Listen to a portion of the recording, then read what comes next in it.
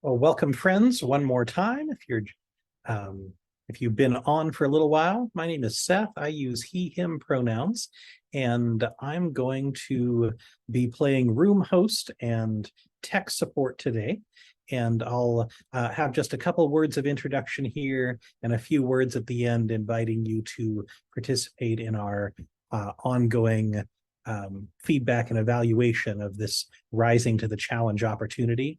Really appreciate those of you who've said hello in the chat. It's nice to know who's here and where you're from. And I appreciate a nice mix of familiar names and folks who are new to me. Um,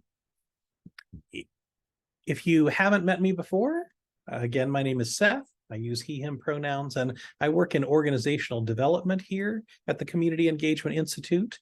And I want to welcome you to the Fall 2023 Rising to the Challenge Workshop Series. If you're interested in learning more about CEI and our work, you can, of course, browse our website, and we'd also invite you to reach out and meet us. I'm joined today by Dr. Tara Gregory and Dr. Sarah Jolly, who will be leading us in this third workshop of this series. They'll be talking to us about telling your program story through a logic model. The five-part workshop series, which is largely coordinated by our great colleague Zane May, as a whole is focused on ways we can improve our communication so that we're all better prepared to navigate challenges with resilience and intention. If you have technical issues during the meeting, feel free to message me in the chat. I'll keep an eye on the chat and I'll help you to the best of my ability. If something really goes wrong, though, this is being recorded and will be available later on our YouTube channel. So if the technology is just really not working for you here, you will have another chance at the information. We have just an hour here together today, so if all goes well, you won't hear from me again until right at the end, and I'll hand it over to our presenters to guide us through this workshop. All right, hello everybody. Unfortunately, Dr. Sarah Jolly couldn't be here today, so I'll just stay silent during the part where she's supposed to be speaking, and we'll let you look at the slides. Actually, this is a workshop that Sarah and I have done together multiple times. I know at the beginning, right when I got on, I think Seth was mentioning that somebody had said they love logic models. Sarah and I love logic models, and people think we're just nerds and they don't understand it. And we've had that, that history. But a few years ago, we started thinking about how can we make this more accessible to people whose job isn't creating logic models, and who maybe are a little bit put off by all of the boxes and the tables and all of that tend to go along with logic models.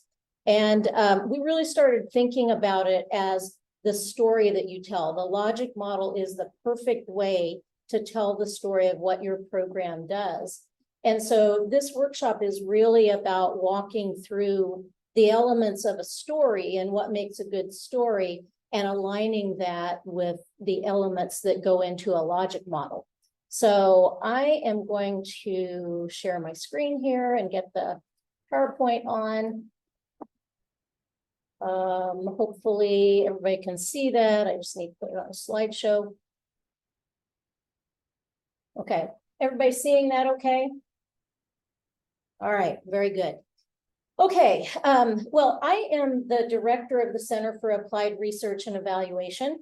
And so as the little video said, we help organizations assess the need for their services and assess the needs of the people they serve. And then we also do a lot of projects that are focused on the effectiveness of what they do. So we're researchers, and so we use those research protocols and research methodologies, but our goal is to really help programs do what they do better, and serve the people that they want to impact as well as possible. And so we consider ourselves to be very friendly evaluators or very friendly researchers. So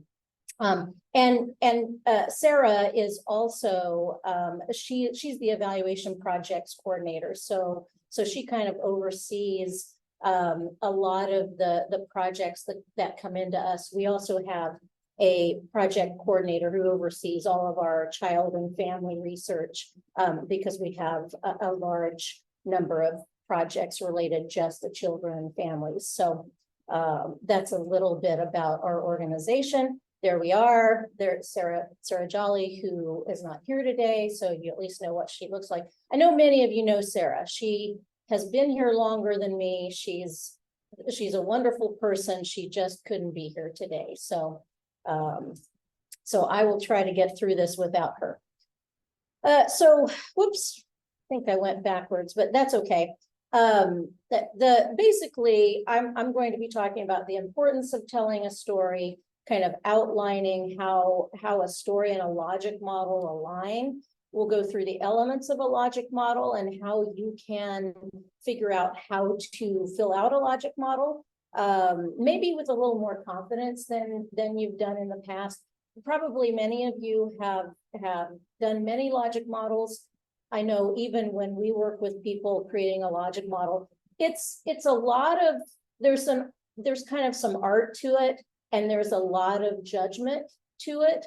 And so I always tell people there's not really, yeah, you could get things a little bit misaligned, but as long as your logic model tells a cohesive story, then you've got it right. You've done it pretty well.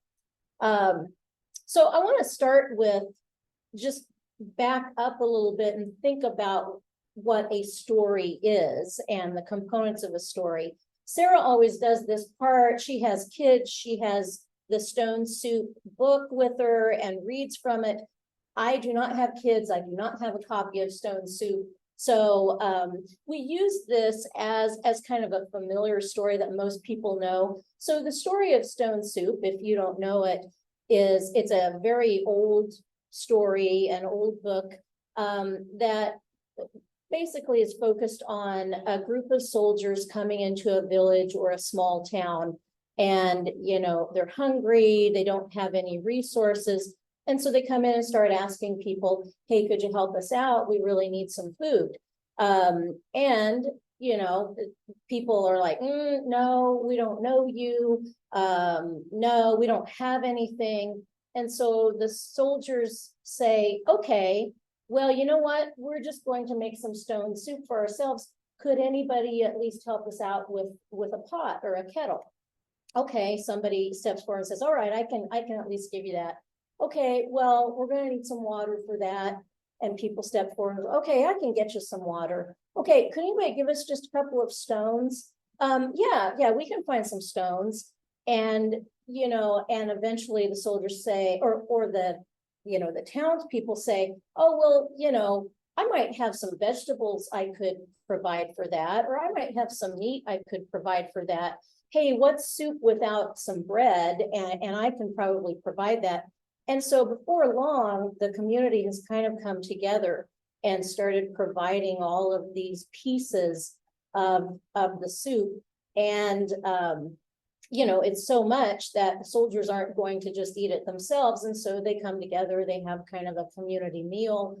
And, the story basically is about people thinking they have nothing to give or not being willing to give. And then just through kind of small acts, they start to come together and realize, oh, hey, we all did this. We can all share in this. These soldiers who came in really kind of helped unite us. There are all kinds of nuances to that story and levels of that story. But the point is that it kind of goes from, hey, there are some people with some needs. Here are some resources that get brought in to help them. And then at the end, there's this larger impact. So when you think about that story, somebody just either say in chat or, if you want to unmute and say something, give some ideas of who were the main characters in this story, or who was this story about?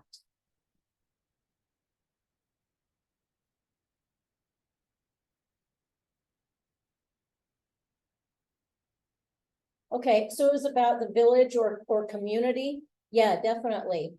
Yeah, the community, to some extent, it's a little about the soldiers, but they may actually have been secondary in this. So yeah, it depends on the perspective. And yeah, there are a lot of different stories that are a part of this.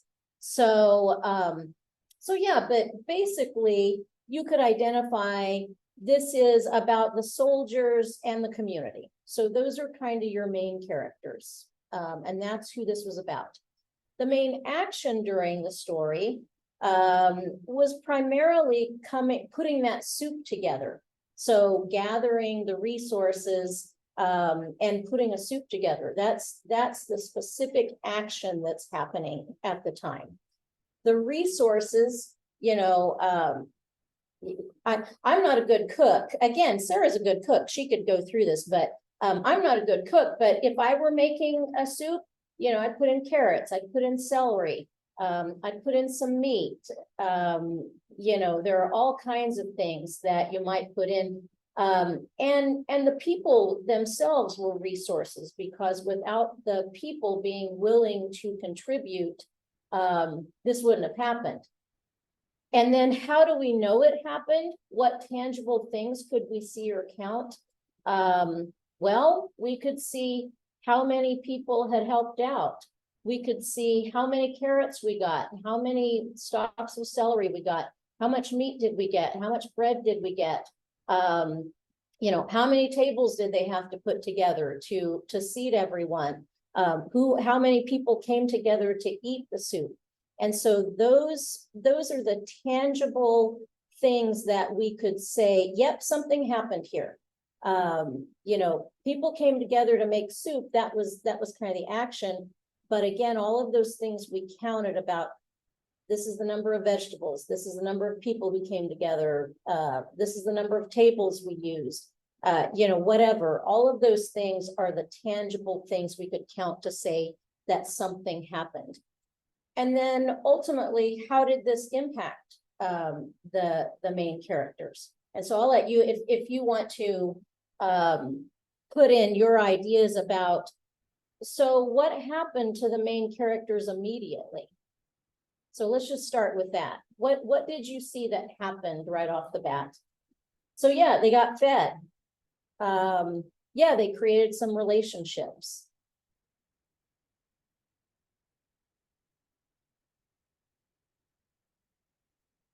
Yeah, they met people, community building. Yeah, so those were some of the things that happened immediately, is that people were coming together, they were working together. The very concrete thing is they got fed. And yeah, some new partnerships, some new relationships. So what could you see happening later? What might you hope this would have started on a larger scale?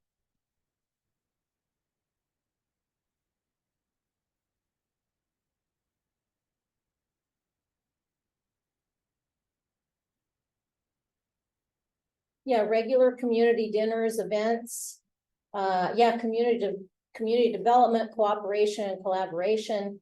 Yeah, recognizing contribution of people, sharing resources, new relationships. So, initially, this started with some soldiers who needed to be fed. Eventually, it kind of blossomed into, a bunch of people got fed, using resources that weren't just their own.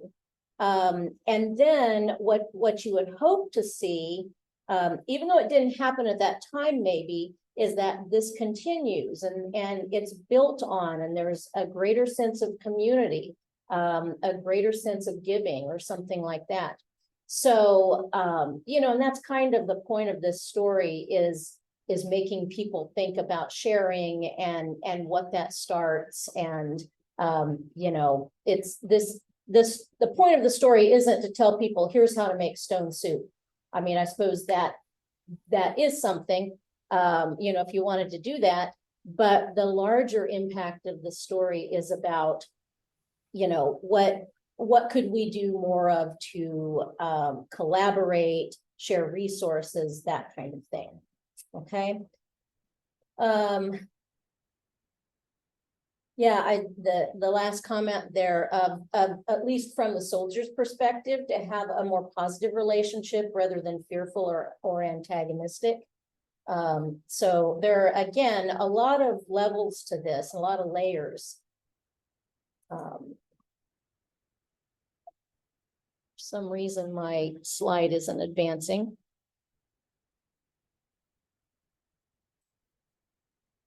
Okay.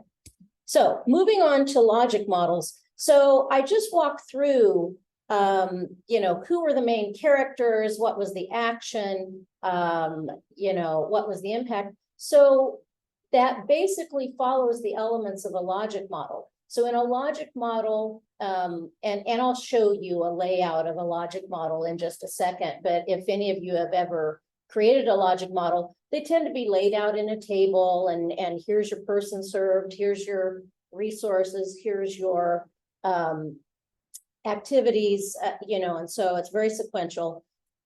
So you tend to start out with person served or your target audience. So in your story, who are the main characters? Who is this about?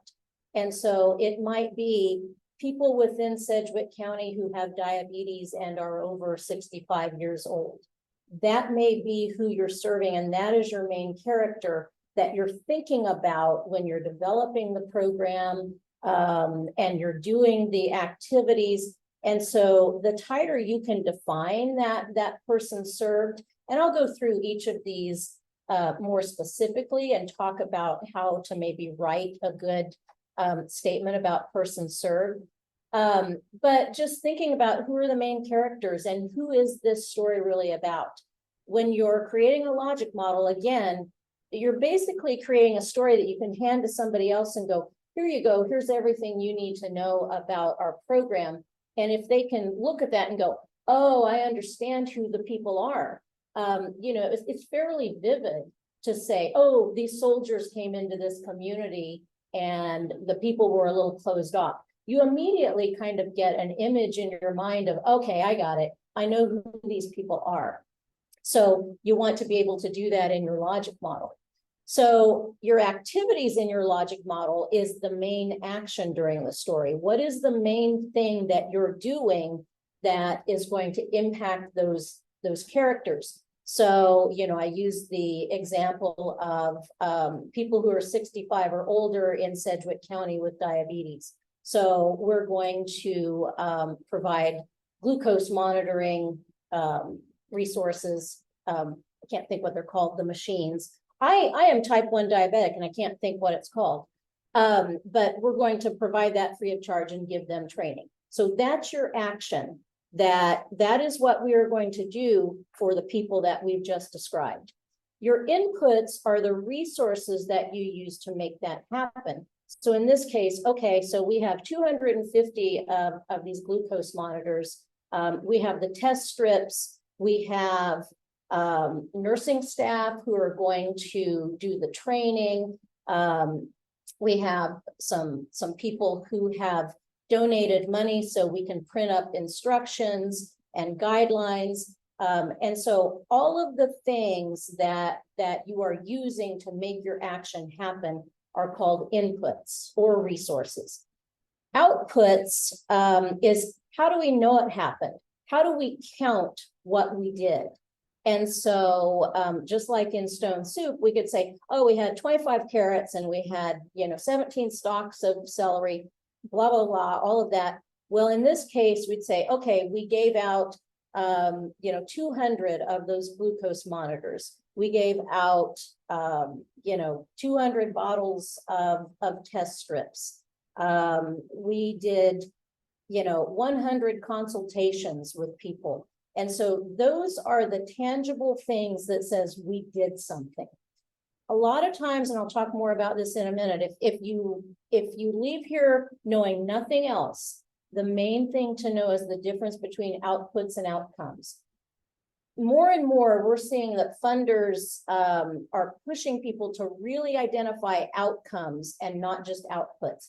in the past, it was kind of okay with funders if you just say, oh, we're going to serve about 100 people. We're going to do about 20 trainings. We're going to give out, this many pieces of literature. And that was good enough to say, yep, we are using your money as we said we would. But outputs are different than outcomes. Outcomes are the things that say, this made a difference. So giving me a glucose monitor, that's a great thing, but I can go right home and never use it again. And so that output doesn't necessarily say that what you did has made a difference to my life. I could take that home and use it incorrectly and never really understand, my blood sugar levels. And so again, we don't know that that really made a positive impact. We know it happened, and that's important in terms of accountability, but outcomes are where we figure out, okay, did this make a difference? So the short-term outcomes are what happened to them immediately. In Stone Soup, it's okay that these people aren't hungry anymore. They got fed. And so that tends to be how logic models are laid out, as you have short-term outcomes. And again, I'll talk more about this, but in terms of the way people make changes, they tend to need to change their awareness first, and their skills to make changes need to change first. And so those are the first short-term outcomes we tend to look at is, are they more aware? Are they more knowledgeable? Do they have better intention to do the thing they need to do? And do they have the skills to do it? And so those tend to be short-term outcomes. For example, following again the glucose monitoring, maybe you check back or have regular meetings with people who came to that clinic, and they could self-report. Yeah, I'm testing my blood sugar 3 times a day now. In the past, I always just waited for my doctor to test it. And so that's a fantastic outcome.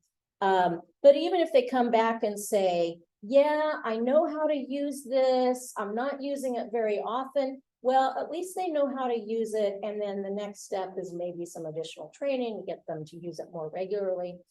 Your intermediate and long-term outcomes are really more what you see happening on a consistent basis. So that's where you'd want to be checking back with people and saying, okay, how have you been using this consistently over the past 3 months? Do you intend to keep using it? And then even further out than that is if you can look at even community level data that says, oh, look at this, the incidence of diabetes related complications have gone down in this community. You're probably not going to see a really one-to-one connection between what you did and a longer term outcome. But the assumption is that if you have designed your program well, you are going to contribute to those community level outcomes at some point. You may not see it right away. This is why we really encourage people when they're coming up with long-term outcomes. Don't expect huge changes. I work a lot with substance abuse programs. And I know I was doing this workshop one time a long time ago, and someone came back and said, we're going to reduce substance abuse by 75% this year. Like, no, that will not happen. That probably won't happen in the lifetime of any grant. But maybe you could bump it down 2%, and that's going to make a difference. And so those longer term outcomes are much harder to impact, and they tend to be impacted by a lot of different activities at the same time. And so in a logic model, because it's the logical progression of how your program works, it's okay to say, hey, we hope to impact the incidence of diabetes related complications. Doesn't mean that you have to have a way to follow up with each of those people and say, hey, have you been to the hospital? Hey, have you had incidents of high blood sugar? Have you had low blood sugar? You don't necessarily have to measure those. You look at the community indicators with some assumption that if we're doing things correctly, we're going to impact those community indicators. So that's a preview of what I'll talk about more in the coming slides. But if you think about that in terms of a story, again, I've basically built a story about people who live in Sedgwick County who are 65 or older who have diabetes. We can envision who that is. We probably know some of those people. So we're giving away free glucose monitors, and we're doing some training with them. Maybe we're doing some follow-up. So those are the activities. So we can get that in mind of, oh, I know what that looks like. I understand what the person served or getting. And we're using these resources to make it happen. And here's how we're going to say that we actually did it. You know, the number of glucose monitors we gave out, the number of test strips we gave out, the number of trainings we did. And then we can say that because of what we did, 75% of the people who came to our workshops are now monitoring their blood sugar at least once a day, or, you know, whatever other outcome. And we hope eventually that will reduce the incidence of diabetes related outcomes. So that's the story. And that is much more, to me, is much more approachable than, well, I put this in this column, and I put this in this column, and I put this in this column. So if you can kind of remove yourself from the template of the logic model and just think about the story of who is it, what's happening to them, you know, what are we doing for them? What do we hope to happen for them? Okay, so this is kind of going over some of the things I already said. Sorry, it appears my keyboard is sticking, so hopefully I'm advancing too far, but that was just a title page. So you know, I kind of mentioned this, that organizations get really focused on what they do, but they aren't that great about communicating it with stakeholders. You know, stakeholders, it may be nice to know that, oh, you go out and do 75 speaking events a year, but for what reason and who are you impacting? And so a logic model really helps you give the full story. It again provides info about who the service recipients are and why we care about them, why they need the program, what the program does for them, and what difference it makes. And the stories carry more emotional weight than numbers, facts, etc. And so if you can create a logic model, it also helps inform kind of an elevator speech about, here's who we serve, here's what we do for them, here's what difference we expect to make. So logic models are a really important way to kind of organize how you think about what you're doing and how you tell that story to others. All right.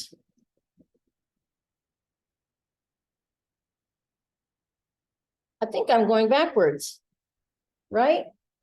I am.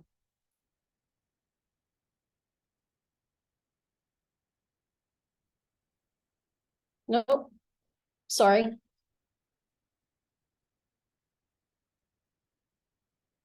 There we go. I knew I'd get there at some point. So this is really what a logic model looks like. This is a little bit fancier, but these are the basic elements of a logic model. So it's who you serve. So that could be person served, target audience, however it's said.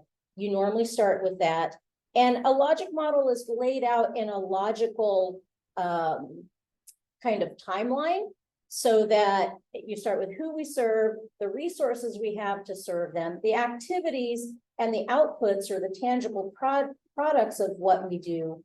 Then short-term outcomes, what do we expect to happen first? The intermediate outcomes, what do we then expect to happen if the short-term outcomes happen? And then the long-term outcomes are kind of the last thing you'll see, and they tend to be kind of on a larger scale. Maybe you can't individually measure it, but you have to rely on you know, community indicators or public data. I just saw Seth's very helpful comment that logic models can be read forward or backward. There we go.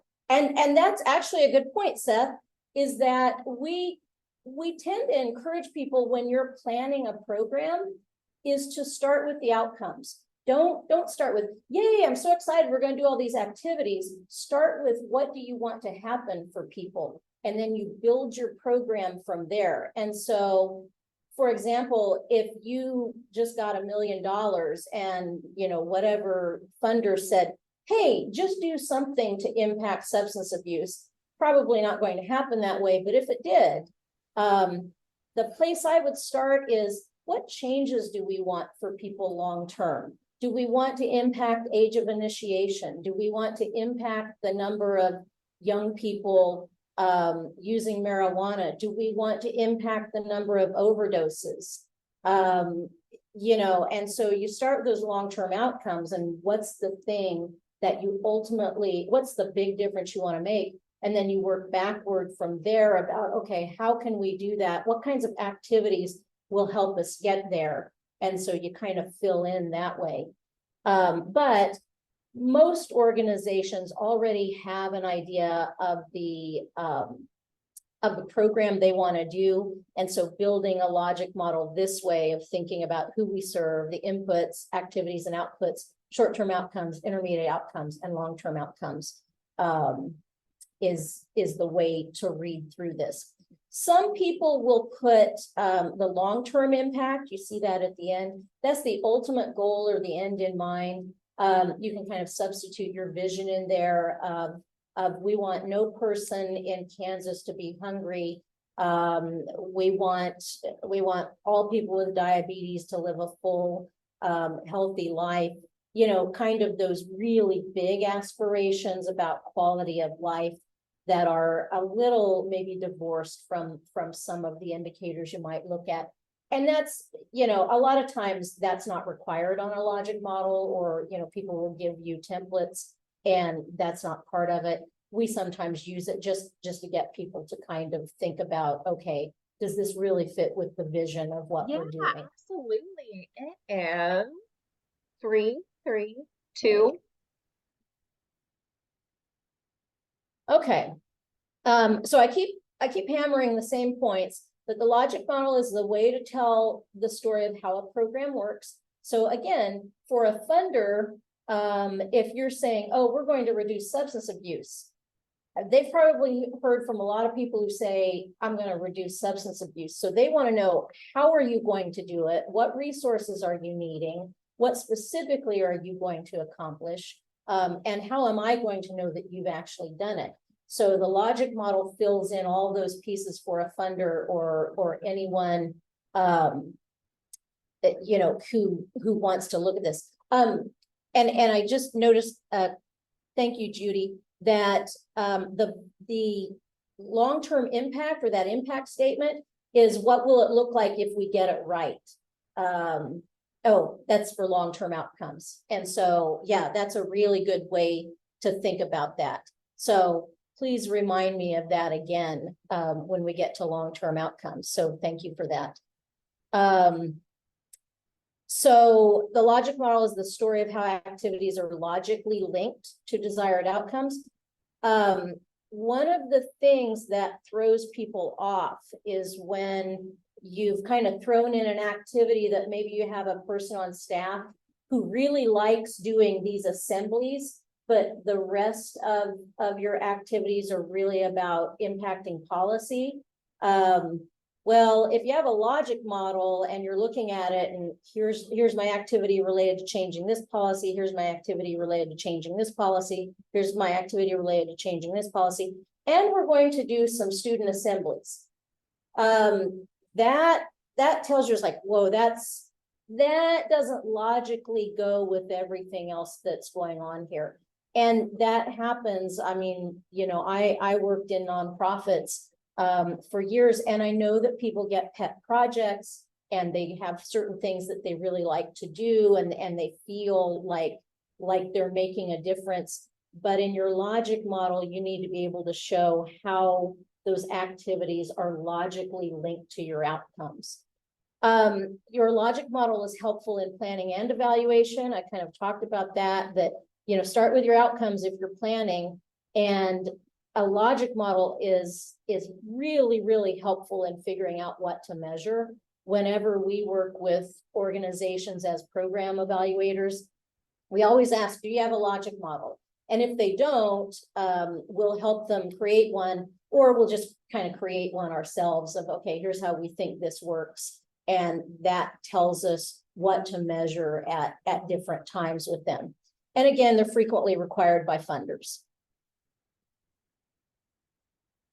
Okay, so I'm going to go through the elements of a logic model a little more specifically and kind of talk about what are good things to put in these elements. So again, said it multiple times, start with person served, your inputs, which are your resources, your activities and outputs.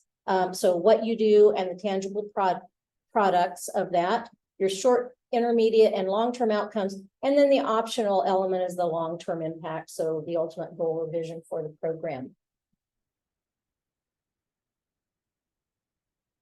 Okay, so person served, basically the group of people you're trying to help, assist, or affect. The better you describe them, the better you and your funders or partners understand them and your needs. That's why I kept going back to, I even put it as an example down here, person 65 and older with diabetes in Boulder County. Well, just substitute. I guess I just wanted to be in Colorado when I wrote that, but that tells you right there who those people are. Veterans experiencing hunger, food insecurity, families with incomes below the poverty line in Kansas City, Kansas, 6th to 12th grade youth in the Dallas metropolitan area. So if you can talk a little bit about their characteristics, so age, race, gender, like have they been in the military? Do they have some sort of disability? The more you can describe kind of who they are, where they are, so kind of geographic boundaries, that's really helpful. And then if you can include what issue it is they're facing. So, it's hunger, food insecurity, being in poverty, having diabetes. And, I guess on the last one, it's just being young is kind of a risk factor itself. So sometimes you have a direct versus indirect population that you're serving. So the direct population is the people who are most central to the story. So like for a parenting program, the direct group are parents. And again, you'd maybe try to say within a specific geographic or demographic target. So they're the ones that you are going to be interacting with or your program is directly impacting. Sometimes you'll have an indirect population that you're serving. And you're probably doing a parenting program, not so much because you just want parents to have the benefit, you want the children to have the benefit. So in this case, your indirect population are those who will ultimately benefit, and that's the kids in this case. So that's not always the case, but again, when you're putting this into a logic model, the more you can describe that, the better. That we may be doing services with family members of older adults who have diabetes, but we want the older adults to be the ones who eventually benefit from this. So, just think about that if you might have those two different populations. In Stone Soup, to some extent, the soldiers were the direct population, and then the community was kind of indirect, because the soldiers were the ones who came in with a specific need, and then others benefited eventually. For activities, these are the actions. So the actions taken or the work performed to impact person served. And then you have the outputs. Those are the products of your activities that can be counted. And again, this is where organizations tend to get kind of stuck. And we see this a lot, and I'm not criticizing anybody, because these are the things that are easiest to count. Well, we served 100 people last year. Surely that made a difference. Maybe, but if those 100 people didn't incorporate, your training or your assistance or whatever it was that you were giving to them, then no, you didn't make a difference. I always use this example, it's a little bit dangerous maybe, that I'm doing this workshop today and I could go out and go, I did this workshop and I don't know, there were 70, 60 people involved. That was fantastic. Look at the difference I made. Well, it could be that many of you are answering email, you're working on something else. You may have kids coming in the room, or whatever. So you may leave here and go, I don't know a thing about logic models. And so the real measure is not that the activity was performed. That's valuable to know that it was performed. Again, that's why outcomes are so important.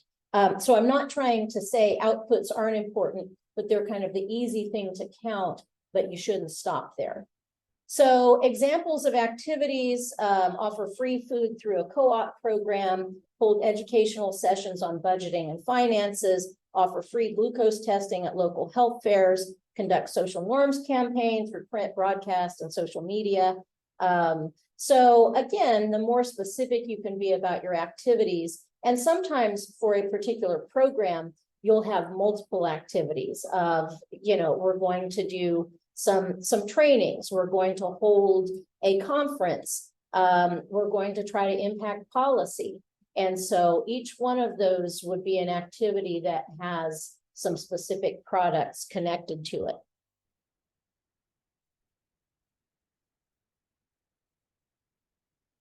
I don't know why my computer's being so weird today. So again, activities should help the stakeholder or the funder visualize what the program actually does. Activities are linked directly to the outputs and resources and the outcomes that you expect. And so again, this is where I talked about, if you have someone who says, I really want to do school assemblies, but everything else is related to policy, maybe the assemblies are linked to the outcomes, but you really want to make sure that all of your activities are funneling towards just a few outcomes probably. And make sure that your activities are linked to at least one of your outcomes. Okay, so here we are at the outcomes. So this is, as an evaluator, this is what really matters. I talk to people sometimes about, well, but we did it this way and we changed the way we did it. It's like, yeah, but what happened as a result of that? Well, but we made all these changes. It's like, yeah, but you need to look at what happened as a result of that. It's what comes next. It's not so much what you did, it's what happened because of it. So outcomes, very broadly, they're specific changes or benefits in attitudes, beliefs, knowledge, skills, status, or conditions resulting from program activities. They should be SMART, so specific, measurable, action-oriented, realistic, and timed. Sometimes if you're really trying to just communicate the idea of your story, I would say that's okay if you're not including, we will impact this by 75%, or, reduce by 75% by August 2025. For the terms of communication, that piece may be left out, but in general, you want to know what those targets are. So the three types of outcomes: short-term is normally at the individual level. So what changed with that person? Intermediate could be individual or at a group level. And so you might be looking at like, what does data tell you within a school or within a particular group that's being impacted based on what you did, or within a particular population that you're focused on. And then long-term tends to be at the community level. So, and it just really, this is where some of the art and judgment comes into logic models. You have to decide based on your program. Like one of the outliers here to some extent would be like, a treatment program for substance abuse. So you want to see short-term change at the individual level. Did this person become abstinent or did they reduce their substance use? So that is an immediate short-term outcome that you would want to see. Intermediate could be over a longer term. So was that person able to maintain sobriety or a reduced level of use, kind of depending on what your goal is, over 6 months or a year or whatever. And then longer term, were they able to stay abstinent for a year or 5 years or whatever? And so it kind of depends on your program. But even for a substance abuse program, you know, you might be looking at, hey, you know, we have this many people who are able to maintain their sobriety or reduced use for 6 months. You know, overall, in the past 2 years, this is how many people have been able to maintain sobriety for a certain level of time. And again, the idea here is that if you have been able to make an impact at the short term and the intermediate level, that should contribute to changes at the community level. And this is where contribution versus attribution comes in. I think Sarah normally does this slide and she's able to say contribution versus attribution much better than I can. But contribution says we did something that impacted some people and that should be lowering or making things better at a community level. So you can say we probably contributed to that without really having to measure and maybe just using community indicators. Attribution would be saying, yep, that was us. We did all of that because we had 100 people in our program. We are responsible for that 2% decrease in this problem behavior. You really can't do attribution on these larger community issues that most of you are focused on. And so that's why in a logic model, I tend to say, don't worry so much about measuring those long-term outcomes, but do know what they are so that you know what you're trying to impact on the larger level. You can contribute to it, but you can't claim credit for it. Oh, I jumped ahead again. Probably Sarah does this, so she would have known. It's often difficult to measure for a program or agency at that long-term level because, you know, it's hard to track people over a long period of time, and longer term tends to be chronologically a little bit longer. And so that's why we kind of say, hey, don't worry about, you know, tracking people for a long time. You know, that you're going to have dropouts, you're going to have people move, that kind of thing. So that's why we suggest measure it with community indicators. And again, that idea that it's contribution versus attribution. So I'll go back to the previous point. It should be logical given the program's short-term and intermediate outcomes. So if you are saying that we are going to reduce consumption of alcohol over the next 3 months, okay, great. And then we're going to hopefully see abstinence or reduced use over a year. Great. And then you can't then claim, well, all substances are now lower because we've been able to impact people's alcohol use. So it needs to be logical to be part of your logic model. And it has to be focused on what your short-term and intermediate outcomes are.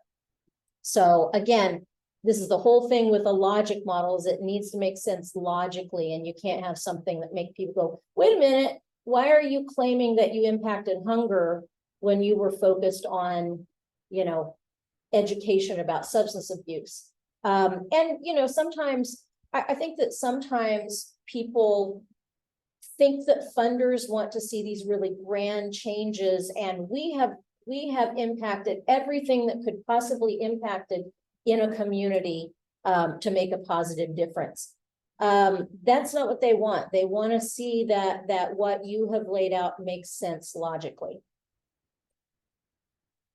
So real quickly, these are the outcomes laid out maybe for Stone Soup. So you have an increase in awareness of availability of food assistance, putting that in very technical terms, increase in number of persons getting adequate nutrition, improved health outcomes in the community. That all makes sense. Those flow. Increase in awareness of food insecurity and hunger. This is probably on the part of the community members. Increase in number of programs to address food insecurity and hunger, more sustainable efforts to address food insecurity and hunger. And then increase in empathy for others in the community, increase support for programs to help those who are food insecure, hungry, greater sense of community. And again, you know, some of these, you have to figure out how you're going to measure them. There are ways to measure empathy. And if you have a mechanism that could allow you, maybe you have a small enough community where you can measure something like that, that's fantastic. But always remember, you need to figure out a way to measure your short-term and your intermediate outcomes. Real quickly, this just shows some other examples. I know I'm talking a lot and coming up on time here. So, you know, looking at outcomes for a financial management program, outcomes for managing diabetes, and then outcomes for social norms, some of the examples that I used earlier. And again, if you look at the long-term outcomes, you can't say that you're responsible for all of those, but you can use those community indicators that say that there's increased home ownership, the prevalence of diabetes complications and use of medical resources, or, you know, basically going to the hospital decreases, and underage alcohol use rates decrease. And so you can claim some contribution to that. Just a few other things. Inputs actually tend to be like the second thing that's laid out on a logic model. I left this to the last because it's usually the easiest thing to fill in. But think about everything that you might possibly use to support your activities. So the financial resources you're using, the human resources, like this is how many staff we have dedicated. Here's how many volunteers. You know, here's how many partners are willing to support this, what materials you have. We have this equipment, you know, we have 7 computers dedicated to this, and any resources that are going to help you carry out your program. And then you can also separate that into, this is what we have, this is what we need. Particularly if you are submitting this to a funder, it's sometimes helpful to be able to distinguish that and say, yeah, we have a lot of stuff to help us get going, but we could really, this is why this is in our budget, here's what we need. And so again, the examples of inputs, you know, all the things that we talked about in the Stone Soup story. So including volunteers, a pot, but also the food. So some other examples, the volunteers providing the equivalent of 1.5 FTE, 2 full-time staff with degrees in social human services, 4 laptops, 75,000 grant from a foundation. This is our facility. So, you know, outline as much as you can, particularly for funders. They want to know that you're sustainable and that, you know, that you have some things, even if you don't have a lot, put in what you do have to help sustain a program. And then this is just more specific about the outputs. The main pieces of a logic model are who are you serving, what are your activities, what are your outcomes. Those are the most important pieces that tell the story. Your inputs and outputs are important. You need to use them, but I didn't include them initially because they're kind of, you know, if I were telling the story and I stopped to say, well, you know, here's what's happening to this person, and they had 25 of these and 45 of these, it's not the best story, you know, if you stop to put that piece in, but in your logic model, it's a good thing. So these are the products, goods, and services that result from an intervention or a program. It's what the program produces that will ultimately benefit participants. So it's not the outcome, but it's the things that say you did something. So it's the number of bowls of soup, the people served, number of educational sessions, number of people attending meetings, number of materials provided, number of hours of training. I just had a meeting earlier talking about, what do you do about media? Well, you count the number of media contacts. You count the number of messages that you've put out. Those kinds of things are outputs. I think I've covered all of this. They're often reported to funders for accountability purposes so that it shows that your funds are being spent as designated. And again, they're not outcomes. I think I've said that about 25 times. Real quickly, I'm not going to dwell on this, but it really is important for evaluating your work to have some sort of a logic model, or at least some sense of what your outcomes are. Whenever I do a program evaluation, that's the first thing that I need to know is what outcomes do I need to be looking at? Because, it's great to know these are your activities and your outputs, but in order to measure effectiveness, you really need to be able to look at your outcomes, at least the short-term outcomes. For a lot of programs, we just help with short-term outcomes because we know that they may have trouble following up with people. So let's at least figure out if people gain some knowledge, if maybe their intention to use the information has increased, if they have more confidence in using the information that you've provided. At the very least, measuring those kinds of things are an important piece of the evaluation. Then you can get into, if you can follow up with people, you can look at, have they changed their actions? Have they changed their behaviors? Have they changed their practices?